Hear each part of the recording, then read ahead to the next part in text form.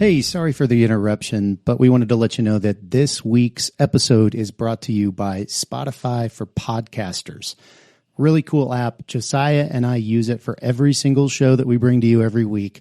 You can edit podcasts right from your phone or computer, so you can start creating as soon as you log into the platform. You can easily distribute your podcasts to Spotify and everywhere else the podcasts are heard, just like we do every single week. You can also create video podcasts on Spotify, which is really cool. And of course, you can earn money like I'm doing right now by including ads and even podcast subscriptions. And best of all, it's totally free. There's no catch. We really love it. We use it every single week. So we encourage you to go download the Spotify for Podcasters app or go to www.spotify.com/podcasters to get started. All right, let's get back to the show.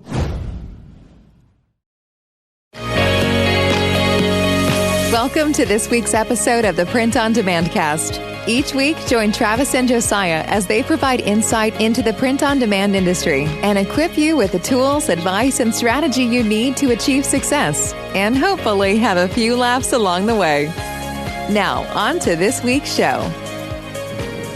Hey everybody, and welcome to the Print on Demand Cast. As always, I'm Josiah, and I'm joined this time not virtually, not over Skype, not via the internet with fancy green screen backdrops. No, this time Travis is actually sitting directly across me. We're recording on location here, the What For Apparel offices. Travis, what's up, man? I'm doing good, man. It's great to see your face. I think we're gonna have a beer or two after this, and probably go hot tubbing, and I don't know that maybe that's too much information, or I mean, I guess it leaves some things to be inferred by the listener. I don't really know. The biggest question, I think, is will we stay on topic and on task more or less now that we are recording in person in the same vicinity? Time will tell. Yes, we'll see. Apologies in advance to those listening if we go on any rabbit trails. Nonetheless, we're here again with episode 4 of the Print on Demand Cast. We're going to be talking about, I guess the main topic is what do you want to be when you grow up, which is really just talking about business models. Right. But we'll get into that in just a second. But first, as always, we always have a point of interest, a little nugget, something to give you guys before we get to the main topic. So with that being said, we're going to cue that familiar sound and go straight into the point of interest.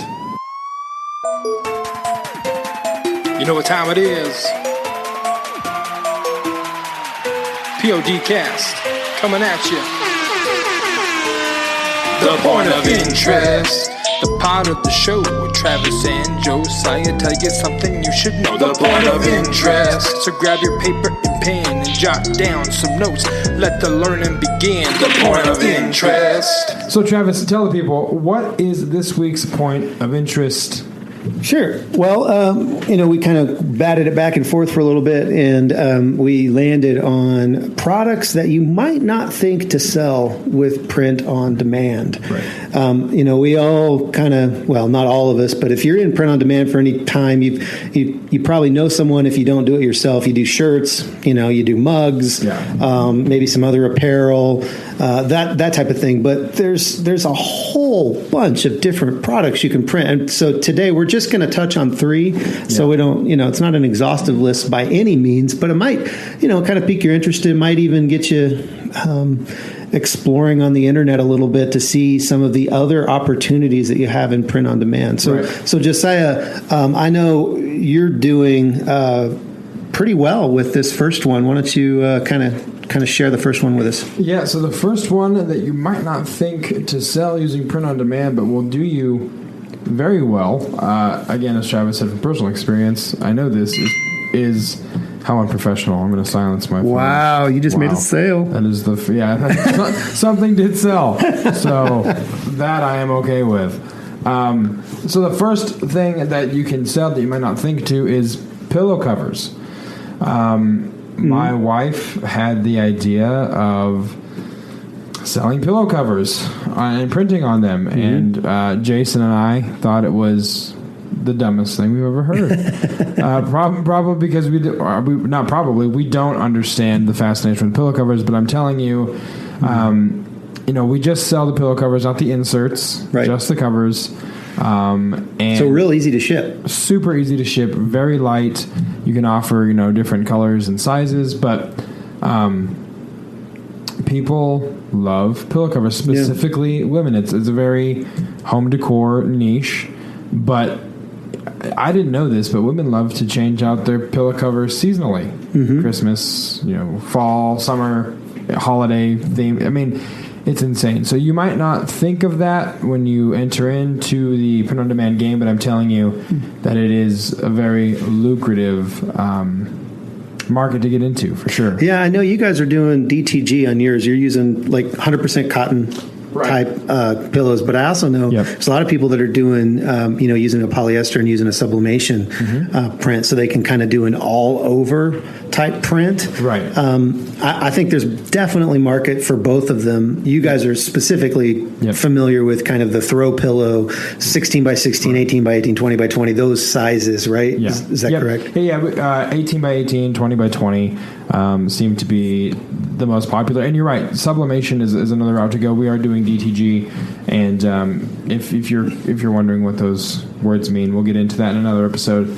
But there are different ways to print. But yeah, we're doing DTG, and I would love to do sublimation. I'd love to do all over print because it is something we're asked about pretty frequently. Interesting. People want to know if they can do all over print. Right now, we can't print edge to edge just because of the functionality of the printer. But if we were to offer an alternative and do sublimation, it'd be great. So yeah, there's multiple ways to go about it, for sure. Yeah.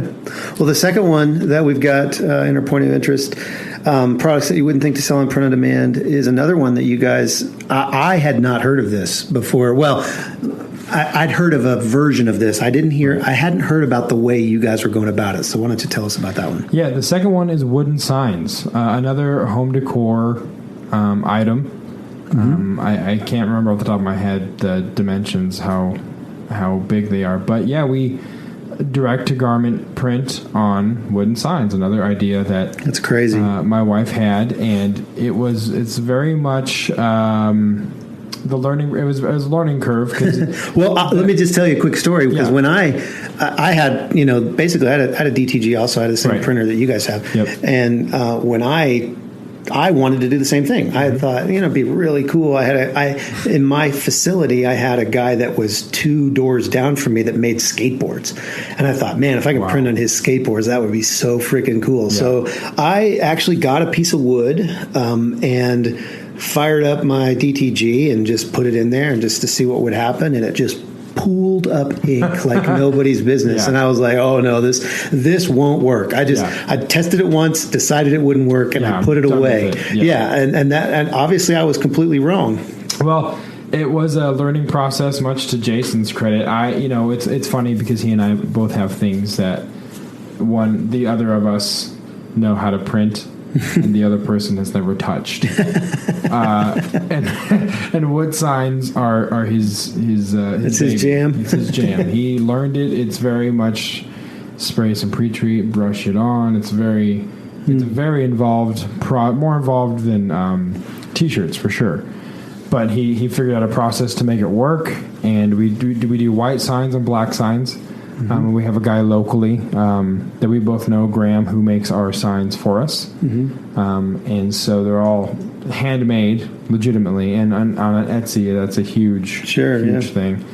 They love that. So they do very, very well on the Etsy platform as well. So, but yeah, skateboards are interesting. I guess that's UV printing.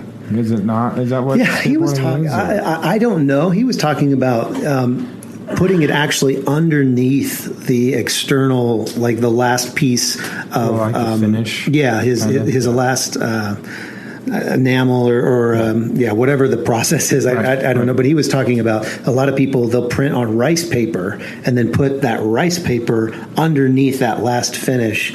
to get what you're seeing maybe in the stores. So I don't know if he knows what he's talking about. He obviously knew more than me about skateboards, but I was just trying to figure out a way to, just print on the outside of them once he finished it. Yeah, but totally. I didn't even think about the pre-treat, and obviously you want to make sure that you're using really low levels of ink because you don't want it to pool. You want it to hopefully seep in, and I would assume that the wood that you choose probably has a lot to do with, you need a wood that'll accept more moisture. Right. If it's a harder wood, I would think that it would pool up, or it'd have a better chance of smearing or something like that. So I'm sure you guys had to go through a lot of trial and error. A lot of signs. And had the same outcome you did initially with it just pulling up on us. So it was an extensive learning process, but we've got it dialed in, and we sell a handful. I mean, we have sign day in the production room. It's like we just let them all kind of accumulate and then ship them all out at once. And we actually even put the frames, like the wood frames, around the sign. We'll nail them in and get them all good to go. So it's it's cool. It's a really cool process. So for the third one, we don't sell. I know you can do this, and I think it's primarily sublimation based. But Travis, tell the people what the third item is. Yeah, so the third item that you might not think to sell with print on demand is puzzles.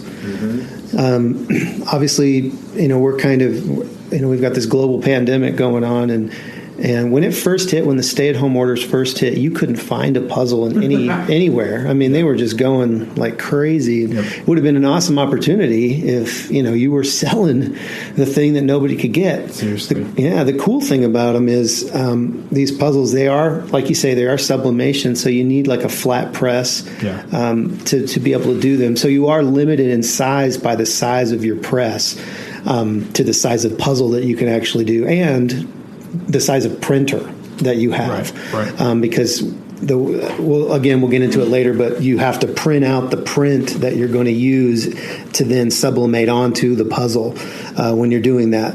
But I know, a lot of the companies out there, they carry these different size puzzles. They even have like little boxes that you can actually sublimate, that you can put the puzzles inside. So I mean, you could get as fancy as you want. But I actually did get a little sample set of some puzzles, and I got a friend to send me a picture, and I sublimated his family's portrait onto a puzzle. And how'd it come out? Came out fine. It came out really nice and vibrant. Like, sublimation is great medium for really getting vibrant colors. And I sent it to him just as a hey, thanks for being my friend. He's a good dude, and has helped me with a lot of other things. And he loved it. That's awesome. I never got into it as far as selling it, but I know that that's one of those kind of opportunities that just people aren't really, I don't think, taking full advantage of, particularly with the idea of doing them custom. Using that, hey, send us your picture, we'll put it on a puzzle. I can see that being really huge, particularly as a lot of people are kind of shut in. They don't have a lot to do. If this continues, this COVID thing continues, and we get into the winter months, and people are they're not going to go out. I know my wife, I'm good with puzzles, like at a 200 or less limit, piece limit. Right. My wife gets really ambitious. She's like, I found this like 2,000 piece puzzle, and I was like, that have fun. Like the worst thing. I agree. I totally agree. My wife's the same way. I can do the edges because it's simple. I know which ones to look for.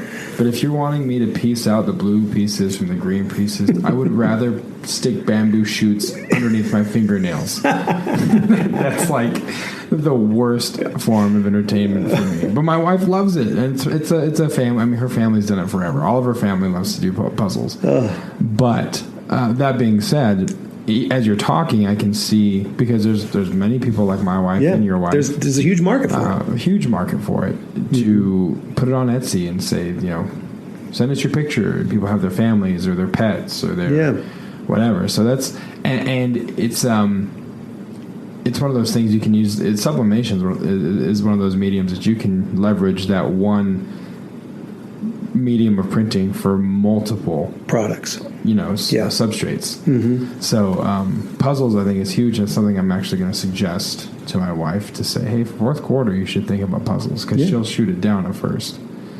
But I want this victory. She got the pillows. I want the puzzles. I want that victory. That's an awesome strategy for Q4, man. Yeah. All right. Well, that has been the point of interest segment.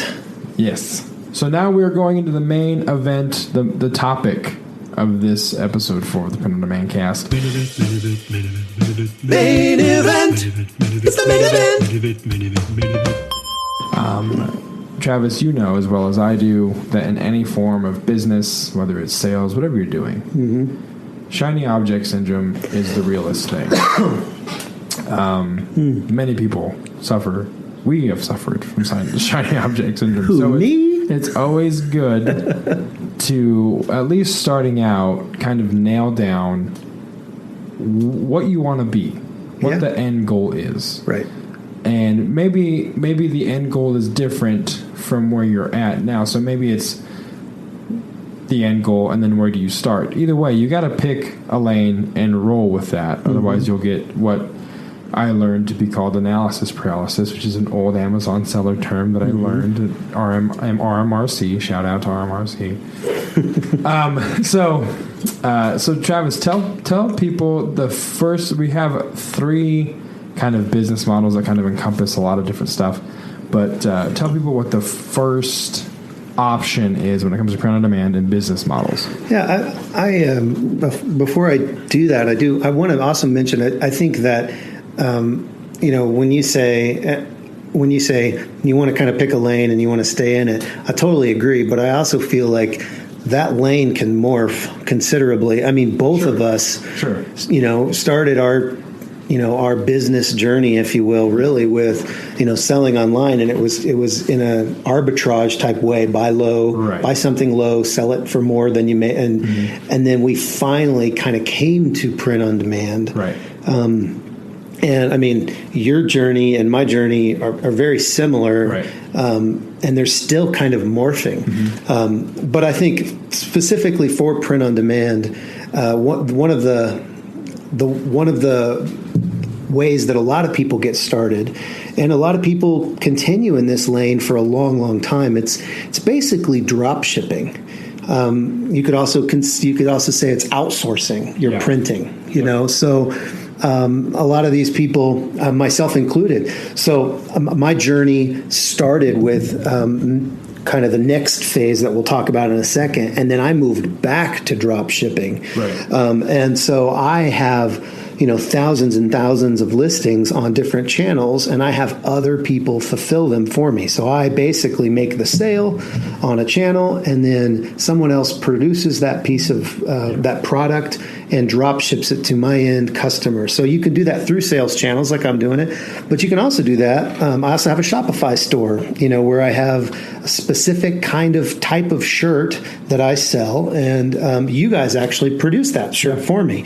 My Shopify store is connected to your print partner, or connected to your ship station, and you guys print those for me. So it doesn't have to just be on different sales channels. It could be your own sales channel, like a Shopify store, or perhaps you're a graphic artist and you have a great brand that you've started, or you're an influencer on Instagram or Twitter or TikTok, and you have a huge following and you want to start a brand. Well, this is exactly what the perfect business model for you to jump into print on demand is the drop shipping model. Right. Yeah. Yep. And have you guys ever done any drop shipping? I mean, I guess you maybe have to supplement some of your I think, product creation. In the early stages, and even still here and there, before we brought embroidery on board, if people wanted hats or embroidered products, we'd actually use Printful to put those listings on our site or on our partner stores, and then people who purchased it, we would just do the whole process of placing the order with Printful, and they'd ship it to the end user. So we've done some drop shipping here and there to supplement some products, basically because we didn't want to say no Right. Yeah. to clients. So we use that. So it worked really well. And it's interesting because what we're doing, and we'll get to what our business model is, but what we're doing is in tandem with the drop shipper. Like you said, you're using us for those lines of shirts that you have out there. So we're kind of the flip side of that coin. But before we get there, the second would be the hobbyist, and that would be kind of the person that has the side hustle, the Etsy store. They like to, I know one of my uncles likes to wood carve. He has an Etsy store. He does that on the side. So tell us a little bit more about the hobbyist and what that business model might look like for someone that's in that spot. You alluded to it. It could be as simple as, your grandma who loves to knit sweaters, and she literally she knits sweaters, and then she says she has quantity 1 of this sweater and puts it on Etsy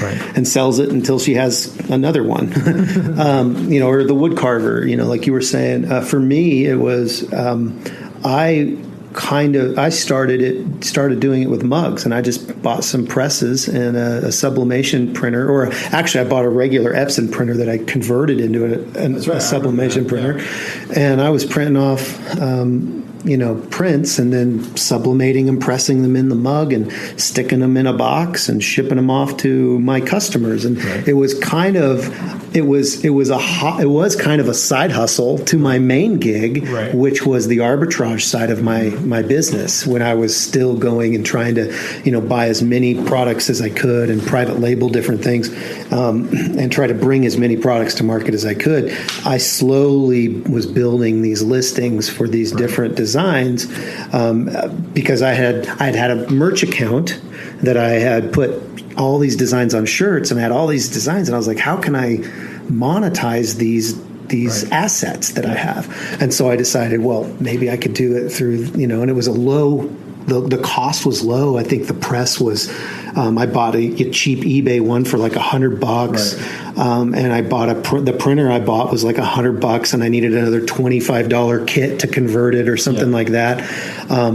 And then, low barrier for entry. I was pretty much off to the races. And so that, but you can also do that with sublimation with a flat press. You could do cell phone covers, or like we were talking about earlier, you could do pillowcases, with a sublimation with a flat press. The flat press is going to be a little more than a mug press, most likely. But there's a lot of options where you could kind of supplement an existing stream of income, or your 9 to 5 with kind of an evening hobbyist mindset, that you're building a business, but you're just kind of doing it on the side. So that's kind of what we're talking about when we talk about hobbyist. It's kind of a little bit of the next step past drop shipping, but it's almost a totally different lane. You don't have to do one or the other, and you could also do both.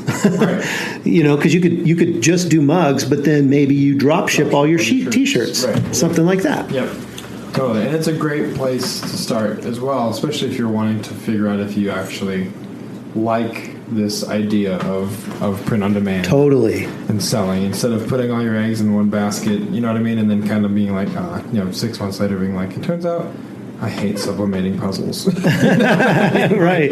It's a good way to kind of dip your toe into the puddle there. And I think after that, and what the natural progression might be is if you are a hobbyist and then you continue to do it and enjoy it, you expand your products that you offer, you end up becoming kind of a production facility or even a print partner where you become the person that's then drop shipping for other people. You're bringing on, because you've expanded your line to multiple products, t-shirts, mugs, hats, whatever it is that you get into. Yeah. And then you're producing your own stuff, you're selling it on your own channels, but then you also bring on other partners and clients, which is where we it's where we found ourselves with What For Apparel. Is we brought everything in-house.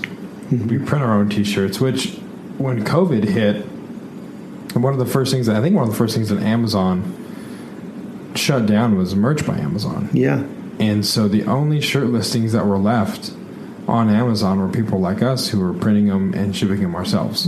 Or FBA sellers that had screen printed a bunch and sent them into the fulfillment centers previous to COVID. Right. Because once COVID hit, you couldn't send things to the fulfillment centers for customers. Yep. You had to be merchant fulfilled. You had to fulfill them yourself. Yeah, and we haven't sent bulk of any design into FBA up to this point. I think doing it with mugs can be a good idea for Q4. But the challenge with shirts is the sizes and the colors. There's just so many different choices. Everybody gets the same size mug. List it. Unless you're going to list a shirt that's just one color and you can send in a bunch of sizes, like you said, with screen printing them. That's fine, but when you're offering 6 colors a listing and all this other stuff, it's a whole different rodeo. So, but when COVID hit, we got just insanely busy, like 60, 70 shirts a day from Amazon, only specifically, and not including the other channels. So that's kind of where we found ourselves, is producing our own stuff, selling it on our own channels, but then, as we talked about in episode 3, doing more of the affiliate or influencer marketing rather, and bringing on people that have a brand, like you said, the drop shipper who might have a TikTok following or an Instagram following. They're looking for someone to drop ship their products. That's kind of the lane that we've stepped into, and it's kind of the to use a term that your wife has used in the past, kind of a big boy. It's kind of the big boy business out of the 3. It's not the. There's a lot of moving pieces. There's tons of moving pieces. Not to say that if you're doing any of the 2, it's not to shame or anything. But when you're doing that, you're now having to pay for employees and house inventory, and it's just a huge step. And you need the space for all the equipment. Yeah, you need space for the printers and the presses and the dryers and the mug ovens and all that stuff. So that's a huge step up from the other 2 models that we talked about. What are your thoughts when you were about Print Partner? You've done that. You've done the production facility. You've been there. You've kind of done all 3 really. So what's your insight into this particular model? Yeah, I think when it all boils down to, or this whole episode really, or this whole topic really boils down to kind of like what we said. What do you want to be when you grow up? Yeah. If you want to have a large business with lots of employees, making a lot, potentially making a lot of money, having a lot of customers, which is totally doable in the print-on-demand industry, and you guys are well on your way. You're there, and you're growing, and you're scaling. That's one way that you can. I know Jason, your partner in the business, really has a desire to employ a lot of people. A lot of people that may not have a lot of options with employment. Right. And so that's one of his goals, and so he's building a business where he can kind of get to the place where he can employ people, to get to the place where he can fulfill those goals and those dreams that he has. For me, I was kind of on that same path, and I had my own facility. I had the mug oven and the printer and all that stuff, and was going gangbusters, and I kind of came to a place where I was like, I don't know that this is where I want to be when I grow up.